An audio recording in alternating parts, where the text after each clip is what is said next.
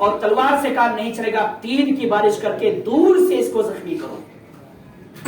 1000 بھی کم پڑ گئے ان کے لیے، 1000 کے مقابلے میں اکیلے ہیں، سب کی حالت خراب کر دیا۔ جب چاروں طرف سے تیر کی بارش ہوئی، جسم بالکل لہو لہان ہو گیا، کمزور پڑ گیا، تو ایک نے آپ پہ حملہ کیا اور آپ زمین پہ گر گئے۔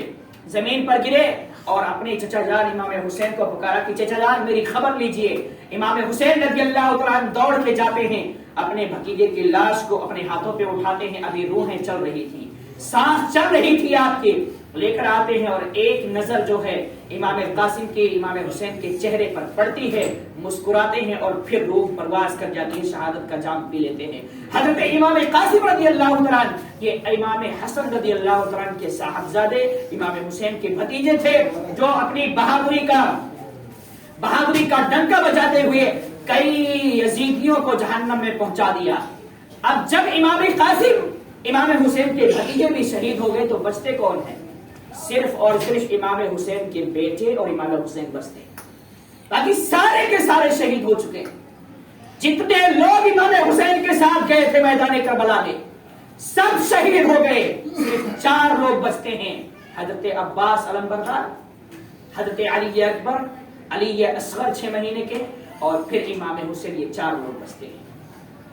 امام قاسم کی شہادت کے بعد حضرت عباس علم بردار آپ کے بھائی تھے، وہ امام حسین کی بارگاہ میں آئے کہ بھیا بات ایسی ہے کہ ان ننھے بچوں کا پیاس سے تڑپنا اب مجھے گوارا نہیں ہے، ان کے حلق سوکھ رہے ہیں، ان کے ہونٹ سوکھ چکے ہیں، اب مجھے دیکھ کر برداشت نہیں ہو رہا ہے، اس لیے مجھے اجازت دو، میں جاؤں اور فرات سے پانی لاؤں اور اس خیمے میں جتنے لوگ ہیں سب کو پلاؤں اور اس ننھے بچے کو بھی پلاؤں۔ امام حسین رضی اللہ تعالیٰ نے کہا کہ میرے بھائی تمہارے ہی ہاتھ میں تو میں نے علم دیا ہوا ہے، جھنڈا تمہارے ہاتھ میں ہے، میں کیسے تمہیں اجازت دے دوں؟ اگر تم شہید ہو گئے تو پھر تو میری کمر ٹوٹ جائے گی، جھنڈا کس کے ہاتھ میں جائے گا؟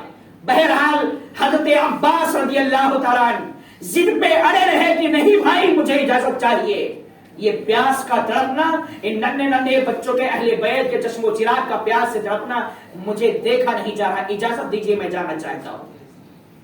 بہرحال امام حسین رضی اللہ تعالیٰ نے دیکھا جب حضرت عباس اتنا ضد کر رہے تو آپ نے اجازت دے دیا، نکلے، گھوڑے پر بیٹھے، مشکیزہ لیا اور کہا کہ میں ضرور پانی لے کر آؤں گا۔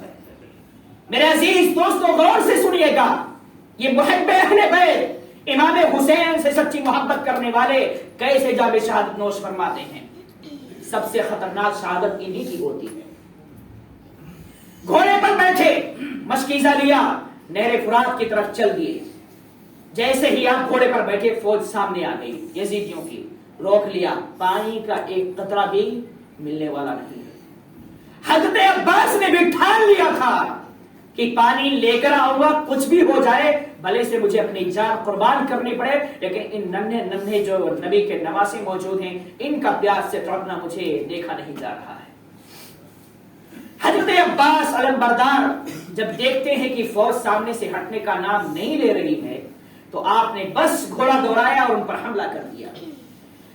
روایتوں میں آتا ہے کہ حضرت عباس علم بردار کی بہادری کا عالم یہ تھا کہ جدھر آپ کے گھوڑے جا رہے تھے ادھر لاشیں بچتی چلی جا رہی تھیں، یزیدیوں کو جہنم میں پہنچاتے جا رہے تھے، جدھر آپ کا گھوڑا جا رہا تھا ادھر سب کٹ کٹ کر زمین پر گرتے جا رہے تھے، اور پھر حالت یہ ہوئی کہ جتنے یزیدی سامنے آئے تھے سب کو مارتے گراتے آپ نہر فرات پر پہنچ گئے۔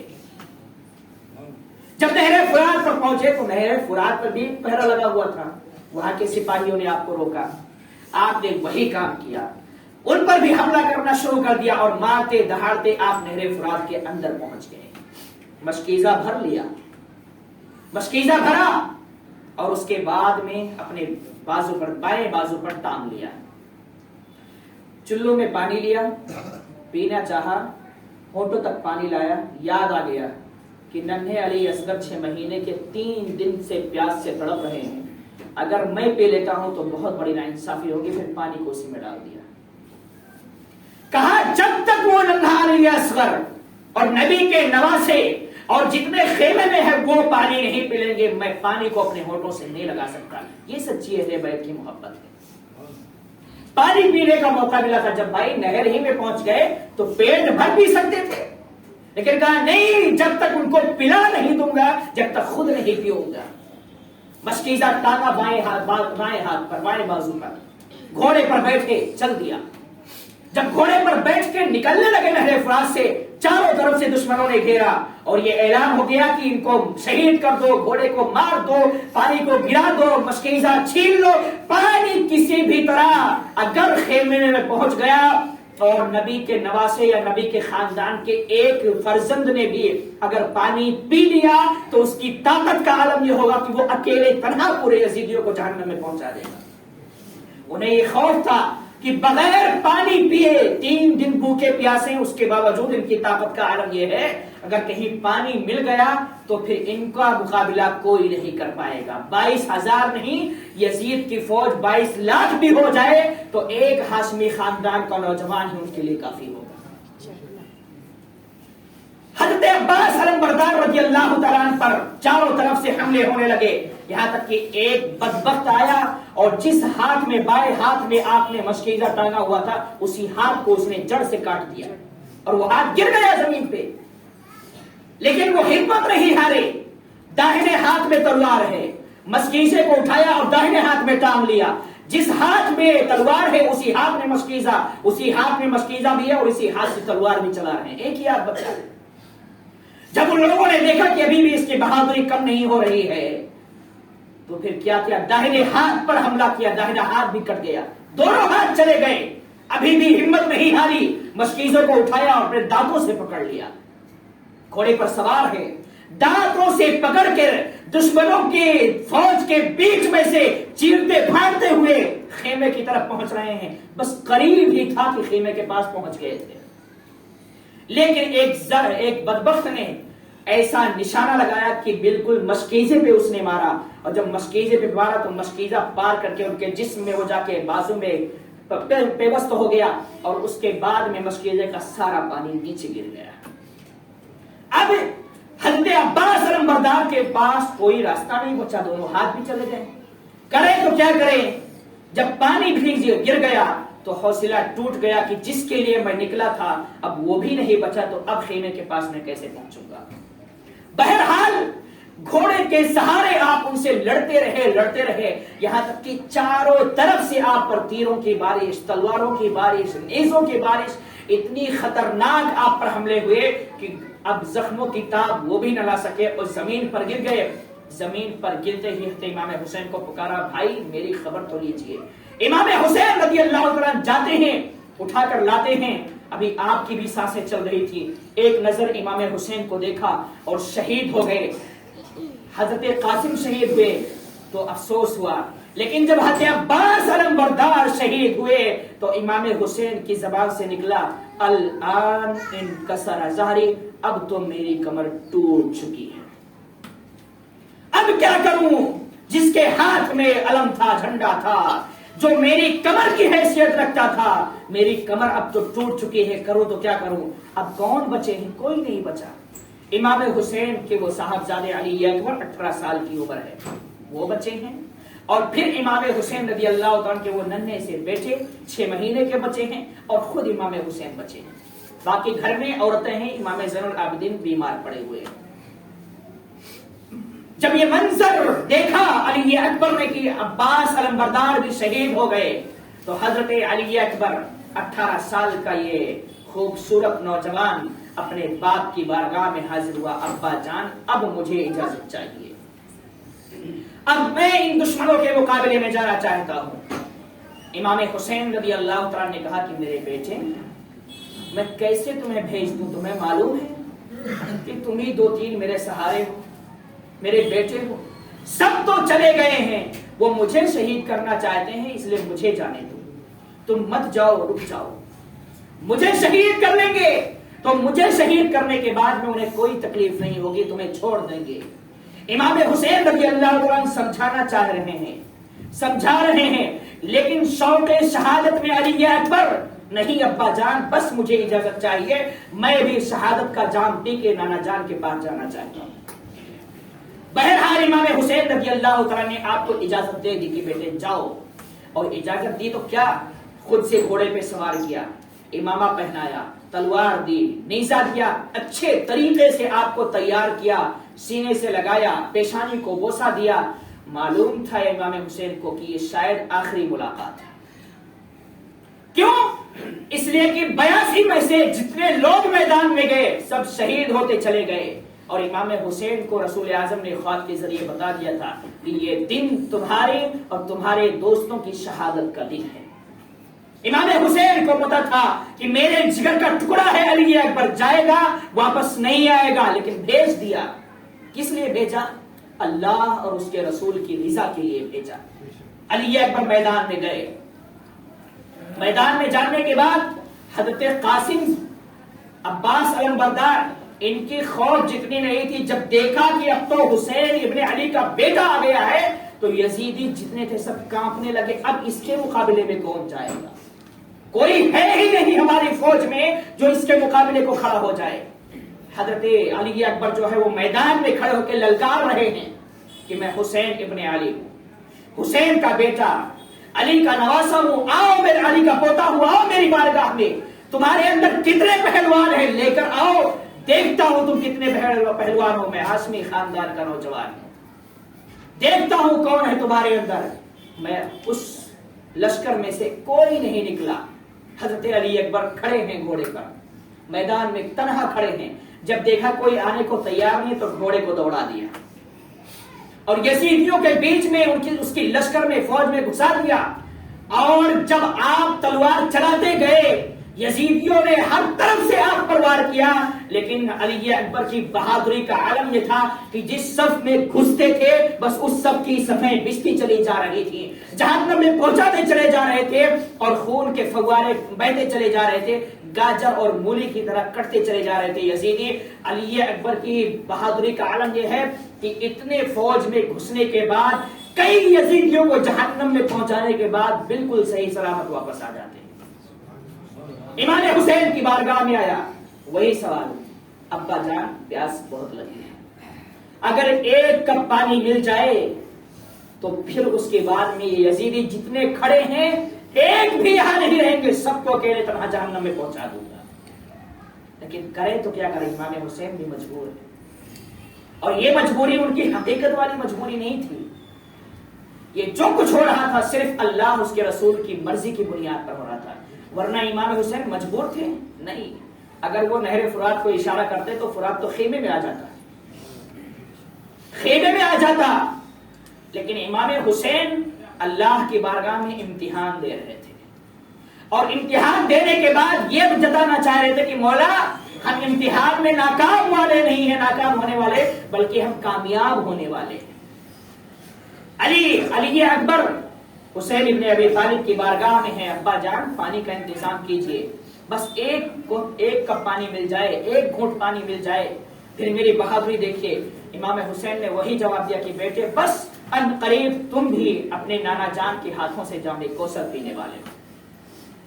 علی اکبر نے جب یہ سنا تو سمجھ گئے کہ میری شہادت کا وقت اب قریب آ چکا ہے، چل دیے میدان میں، نکلے میدان میں، اور پکارا ہے کوئی مقابلے میں جو آنے والا ہو؟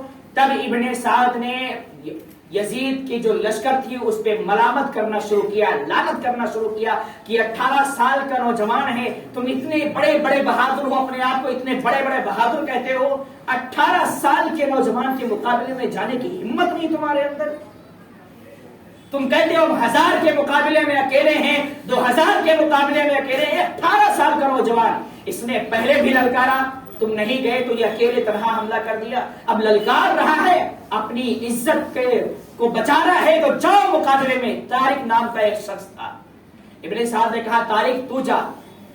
اب طارق کہتا ہے کہ یہ کیا 18 سال کا نوجوان، میں اتنا بڑا پہلوان، میں اس کے مقابلے میں کیا کرنے جاؤں؟ ابن سعد نے کہا تو نے دیکھا ہے اس کا منظر، 18 سال کا نوجوان تو ہے لیکن سب پہ بھاری پڑ گیا تھا، جا اس کے مقابلے میں۔ طارق مقابلے میں آیا، حضرت علی اکبر اس کے مقابلے کے لیے کھڑے ہوئے، दहाड़ता हुआ शेर बबर की तरह चीखता हुआ आया मुकाबले में, वार करना चाहा। अली अकबर ने 1 मिनट के अंदर उसको भी जहन्नम में पहुंचा दिया। जब देखा उसका बेटा कि बाप चला गया तो बेटा तड़पता हुआ आया, अली अकबर ने उसको भी जहन्नम में पहुंचा दिया। फिर लश्कर से आवाज आई कि ऐ लोगों सुनो, एक एक करके मत जाओ वरना पूरी फौज खत्म हो जाएगी। एक साथ इस हाशमी नौजवान पर हमला करो। एक साथ हमला करोगे तो फिर ये जख्मों की ताब न ला सकेगा। तीरों की बारिश करोगे, तीर लगेंगे तो जख्मों की ताब न ला सकेगा, इसलिए एक साथ हमला करो। हुआ भी बड़ी कि चारों तरफ से यजीदियों ने आपको घेर लिया। तलवारों की बारिश हो रही है, नेज़ों की बारिश हो रही है, तीरों की बारिश हो रही है, हर तरफ से आप पर बारिश हो रही है। और लेकिन फिर भी बहादुरी का आलम यह है कि अकेले तन्हा पूरे यजीदियों के लश्कर से अकेले मुकाबला करते जा रहे हैं। कई यजीदियों को जहन्नम में पहुंचाने के बाद आप भी जख्मों की ताब न ला सके और एक बदबख्त ने आप पर हमला किया। आप नीचे गिर गए और अपने अब्बा जान को पुकारा कि अब्बा जान मेरी खबर कीजिए। इमाम हुसैन रज़ी अल्लाह अन्हु दौड़ते हुए जाते हैं, आपको उठाते हैं, लाते हैं। अली अकबर ने आखिरी दीदार इमाम हुसैन रज़ी अल्लाह अन्हु का किया और वो भी शहीद हो गए। अब खेमे में के अंदर वो 6 महीने के नन्हे अली असगर बचे हैं, इमाम हुसैन बचे हैं और इमाम ज़ैनुल आबिदीन जो बीमार हैं वो बचे हैं। बाकी सारा कुंबा जो है इमाम हुसैन का वो अल्लाह के नाम पर कुर्बान हो चुका है। रसूल आजम की शरीयत और रसूल आजम की सुन्नत को बचाने के लिए कुर्बान हो चुका है। नन्हे अली असगर की प्यास की शिद्दत ये थी कि आपकी माँ के पिस्तान में दूध सूख चुका था, 3 दिन से कुछ खाया नहीं है, पिया नहीं है। जब आपकी प्यास की शिद्दत माँ से बर्दाश्त नहीं होती है तो माँ गोद में उठाती है, इमाम हुसैन की बारगाह में लाती है कि मेरे सरताज सब कुछ बर्दाश्त है।